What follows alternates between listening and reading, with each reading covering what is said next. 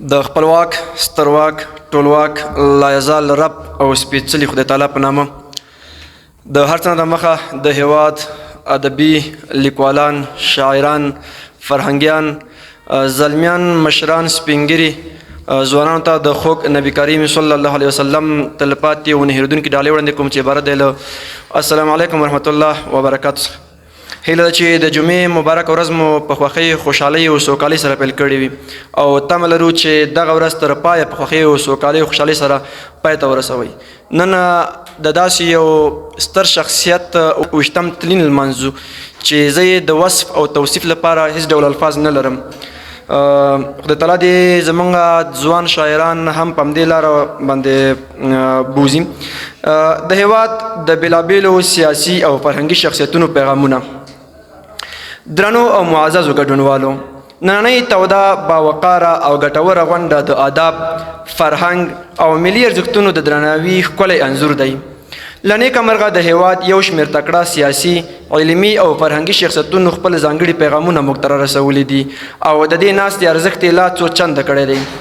جهادي مشر سید اسحاق ګیلاني، د مالیې پخوانی وزیر حضرت عمر رضا خیلوال، د پوهنې پخوانی وزیر ډاکټر غلام فاروق وردک، د پښتنو نومیالي اتل غازي عجب خان افریدي ځایناستی بشیر خان افریدي، مخور فرهنګي او علمي شخصیت روخان خادم، د نړیوالو اړیکو شنونکی خالد پښتون او د افغانستان د مشرانو جرګې پخوانی رئیس فضل هادي مسلمیار ټولو د خپل احترام، مینې او ستاینې ډک پیغامونه رارسولي دي. هغوی نه یوازې د نن ورځې غونډه ستایلې بلکې د هیواد ادبي بهیر د اوونیزو غونډو، ادبي فعالیتونو او دوامدارو هڅو یې هم پراخه ستاینه او مننه کړې ده. د دوی د پیغامونو ګډ ټکي دا و چې ادبي هڅې د ملت فکري شتمني ده او داسې غونډې د فرهنګي ودې مهمه ستنه جوړوي. هغوی له موږ سره خپل ملاتړ شریک کړی او لا زیات پرمختګ هیله څرګنده کړې او د نورو داسې ادبي شخصیتونو، نومیالیو اتلانو، مخورو او فرهنګي چټو په یاد د ورته غونډو د دوام غوښتنه یې هم کړې ده. موږ د خپلو ټولو مشرانو د دې قدردانۍ ملاتړ او باور له امله ژوره مننه کوو. موږ ته د دوی بشپړ ډاډ د ادبي هڅو نوې روحیه راکوي او د دې خبرې یادونه کوي چې دا ادبي کاروان باید لا پسې قوي او منظم روان وساتو.